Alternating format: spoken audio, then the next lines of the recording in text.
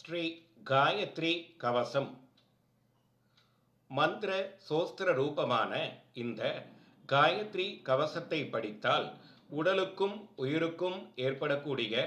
உபாதைகளிடமிருந்து காக்கப்படுவதுடன் இகபர சுகங்கள் அனைத்தையும் பெறுவர். நாரதௌவாச்ச ஸ்வாமீன் சர்வ ஜகநாத சம்ஸ்யோஸ்தே மம பிரபோ चतुष्षष्टिकलाभिज्ञपादुका योगविद्वर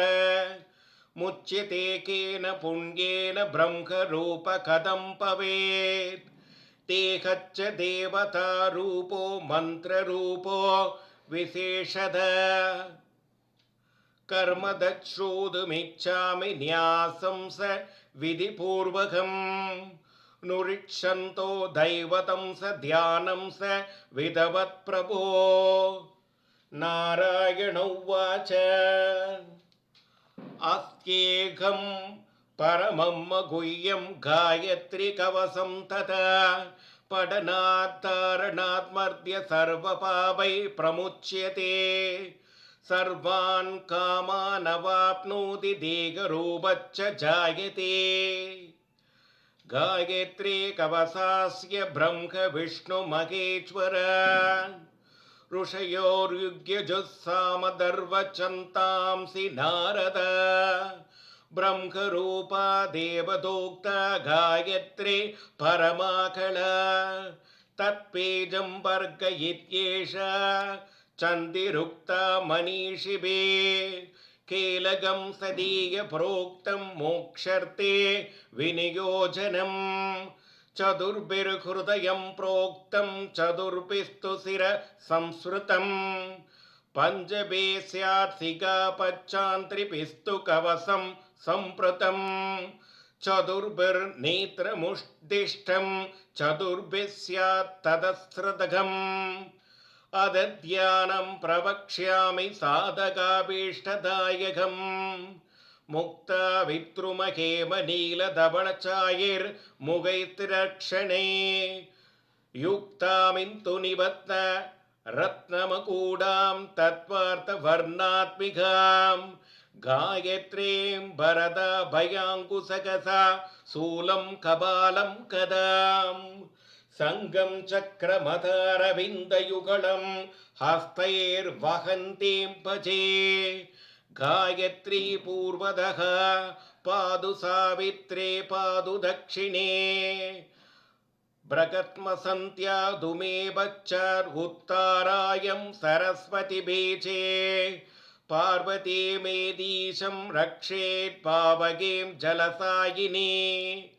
यादुतानि दिशं रक्षे यादुतान भयङ्करे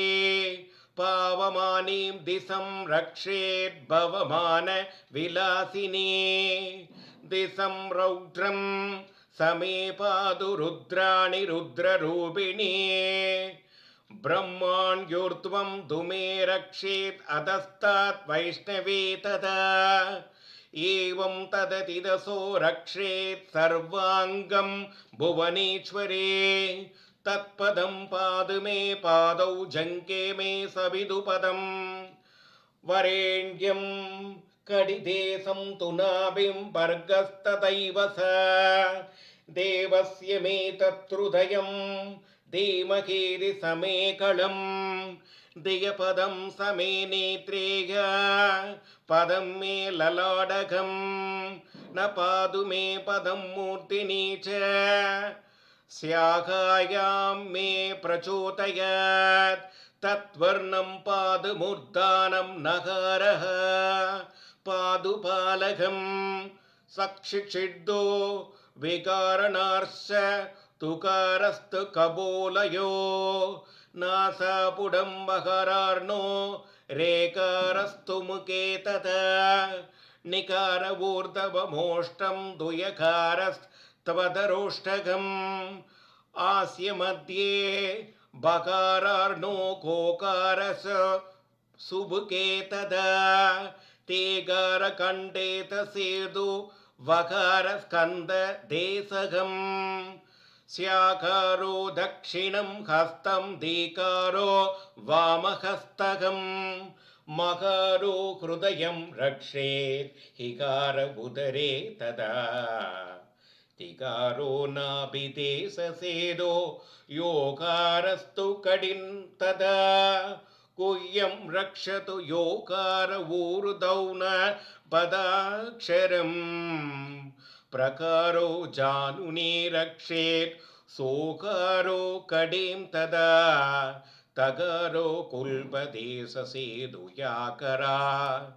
पादयुग्मकं तकराव्यग्यं सैव सर्वाङ्कमे सदावतु इदं तु कवसं दिव्यं पादासद